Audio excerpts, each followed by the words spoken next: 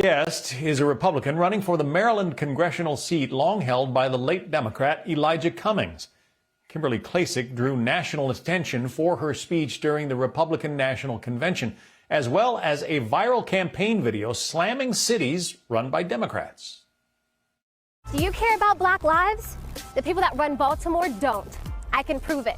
Walk with me. They don't want you to see this.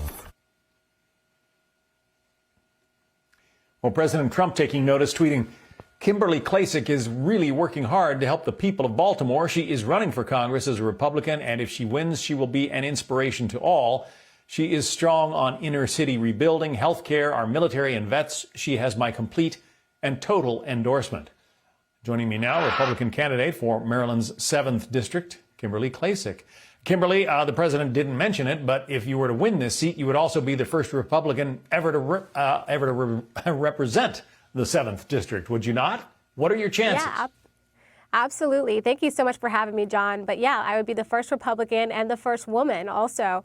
I think our chances are getting better every single day, honestly. We have a team out there canvassing 5 days a week. We've got people registering voters 2 days a week, and we're seeing a lot of momentum these past, I would say, few weeks, especially after the president's endorsement. There's a lot of people now talking about our race and talking about how we want to just bring more career opportunities and a better education system to the Baltimore area, and that's what residents really want right now. But you're going to be running with that big R next to your name on the ballot. Isn't that a handicap in a place like Baltimore? It is. It definitely is. But, that's why in my campaign ad, we wanted to reiterate the fact that Democrats have run in the Baltimore area for over 50 years now.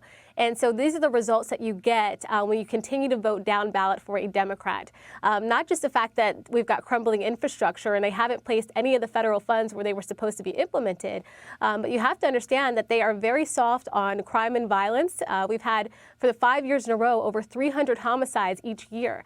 And this is since the riots that we had in 2015. So things are getting worse.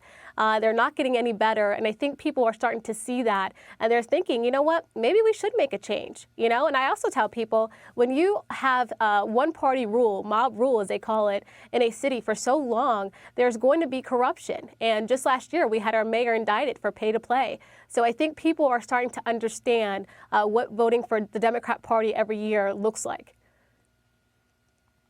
You are running against Kwesi Mfume. He was elected in the special election to fill Elijah Cummings' seat after Congressman Cummings died.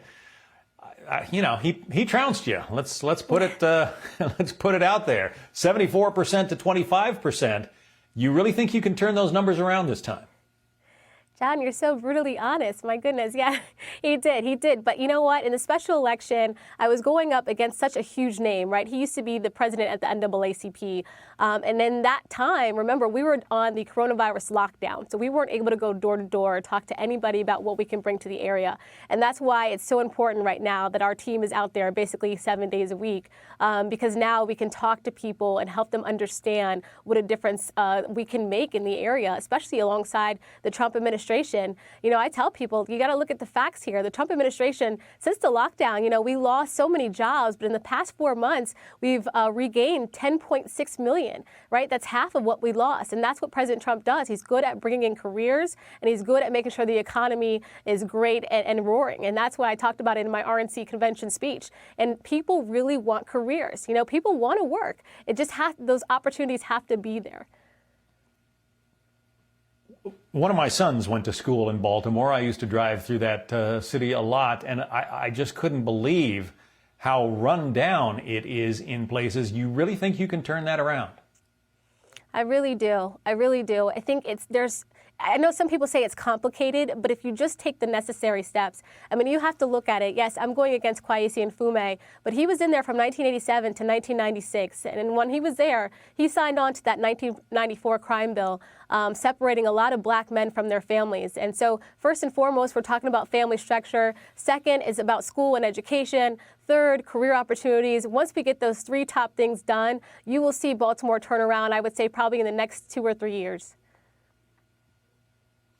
We'll be watching. It's going to be an interesting race, and the nation is focusing more and more on it. Baltimore's 7th congressional district, Maryland's 7th. Kimberly Klacik, Republican candidate there. Kimberly, thank you.